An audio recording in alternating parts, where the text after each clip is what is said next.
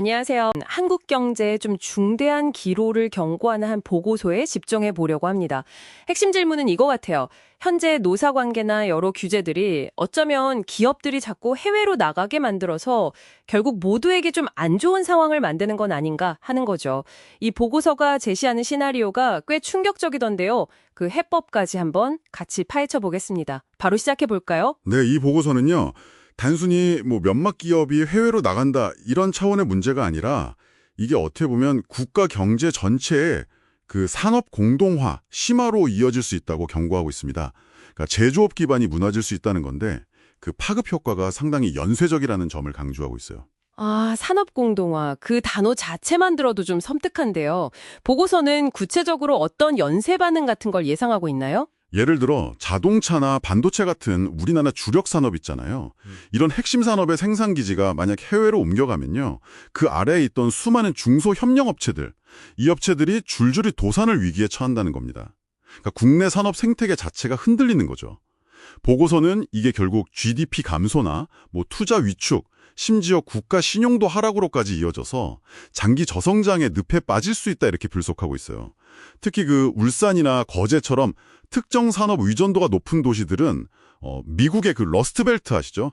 그런 산업 쇠퇴 지역처럼 변하면서 지역 소멸 위기까지 갈 수 있다 이렇게 경고하고 있습니다. 와, 상상만 해도 정말 심각한 그림인데요. 이게 단순히 지역 경제 문제를 넘어서 국가 재정에도 바로 타격이 오겠군요. 그렇습니다. 보고서 분석을 보면 아무래도 법인세 수입의 상당 부분을 대기업이 차지하고 있잖아요.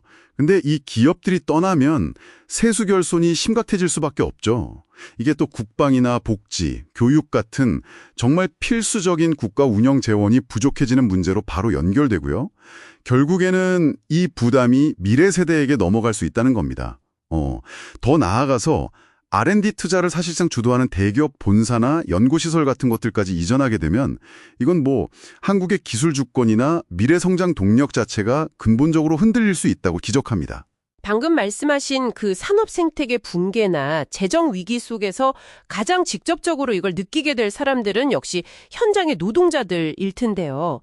보고서는 이분들에게 닥칠 현실은 또 어떻게 그리고 있나요? 이 부분이 정말 중요해 보이는데요. 네, 보고서는 노동자들이 가장 좀 직접적이고 혹독한 현실에 부딪힐 거라고 예측합니다.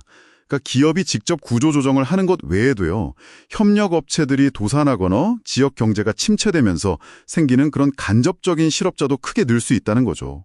특히 중장년층 기술 인력 같은 경우는 재취업이 더 어려워질 거고요.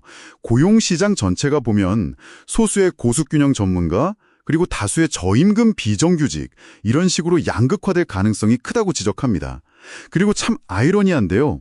보고서는 이렇게 대규모로 사라지게 되면 결국 노조의 협상력 기반 자체가 약화될 수밖에 없다는 분석도 내놓고 있어요. 참 암울한 전망이네요. 그래도 보고서가 이런 위기 상황을 헤쳐나갈 방안 같은 것도 제시하고 있겠죠? 개인 차원이든 국가 차원이든요. 네, 그럼요. 먼저 노동자 개인에게는 몇 가지 생존 전략을 제시하는데요. 첫 번째는 대체 불가능한 전문성.